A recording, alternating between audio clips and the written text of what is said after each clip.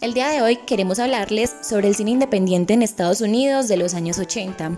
La década de 1980 está marcada por la tensión que desencadenó el desenlace de la Guerra Fría. En 1980 empiezan a aparecer los primeros teléfonos móviles con tarjeta, asesinan a John Lennon e Irak invade a Irán. El presidente de Estados Unidos de ese entonces, Ronald Reagan, sufre un intento de asesinato y se comercializa el primer ordenador personal de IBM PC. En 1982 tiene lugar la Guerra de las Malvinas entre Argentina y Reino Unido y el disco de Michael Jackson, Thriller, se convirtió en el más vendido de la historia. 1989 es un hito histórico porque es la caída del muro de Berlín y el declive de la Unión Soviética. Podríamos mencionar muchos más, pero nos quedamos acá hablando de todos los acontecimientos políticos, sociales, científicos y socioculturales de la época.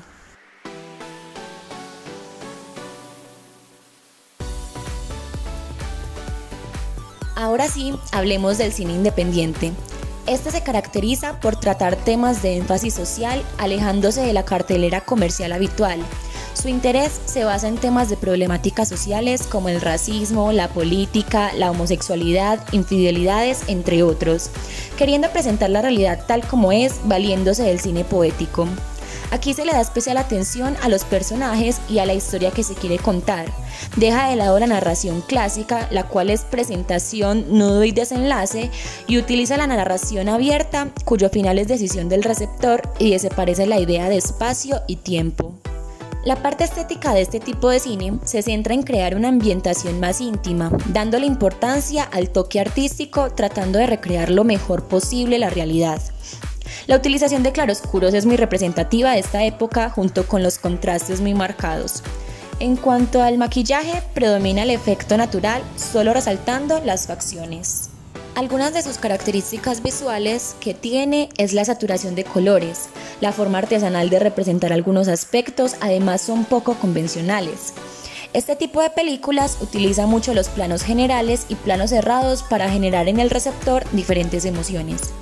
En esta época, en el cine independiente se empezaron a implementar mucho los efectos especiales, la digitalización para la postproducción, lo que llevó a montajes visuales y sonoros, especialmente porque se empezaron a realizar películas de ficción y acción que lo requerían, como El Despertar del Diablo 2 de 1987 y Robocop.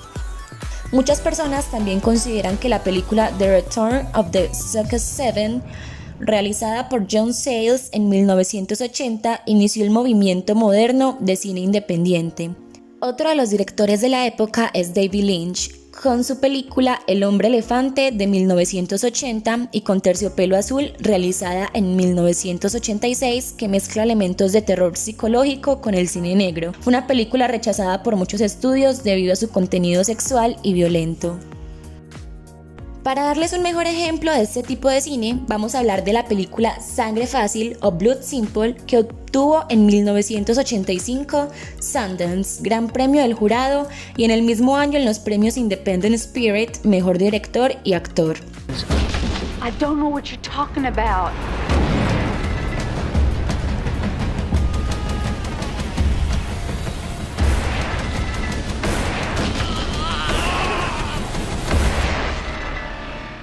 Esta es una película realizada en Texas. Abby, una joven casada y muy seductora, cae en brazos de Ray, uno de los empleados de su marido Julián, el cual, al enterarse por un detective privado de la infidelidad de su mujer y obsesionado por la traición, se decide a preparar el asesinato de ambos, lo cual tiene un desenlace poco esperado por él.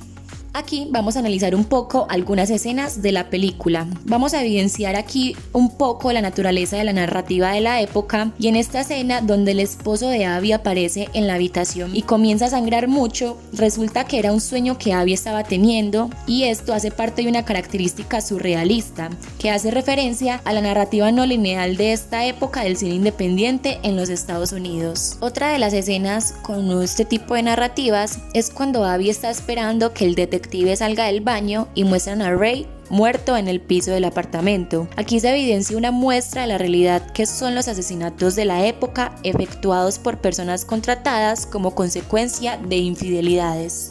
También les presentamos unas características estéticas de la película. En esta escena en la que el detective está esperando fuera del carro a Marty, mientras fuma y lo acompaña una joven, se evidencia la utilización de vestuario clásico de la época, la ubicación en la que se encuentran, que es el estado de Texas, y el auto característico. Otra sería la escena en la que están en el bar, el detective y Marty. Se evidencian varios letreros de neón en el bar que reflejan mucho la esencia de los 80 en estos sitios, demostrando una ambientación enfocada en recrear la realidad. También la utilización de claroscuros. Para ahondar un poco más en las características técnicas, te presentamos esta escena donde Abby está en la oficina de Marty y luego aparece en su cama. Muestra un montaje utilizado para mostrar el avance en el tiempo. Y por último, está la escena en la que el detective privado está sacando el arma del bolso de Abby para disponerse a matarlos y escucha un ruido pensando que aparecerá alguien y él se asusta. Aquí está un movimiento característico, zoom in en su rostro, y este es uno de los aspectos principales que se usan los movimientos en las películas de suspenso y terror características de esta época. Y esto es todo por hoy. Si les gustó el video, no olviden darle like y suscribirse a nuestro canal para más contenido.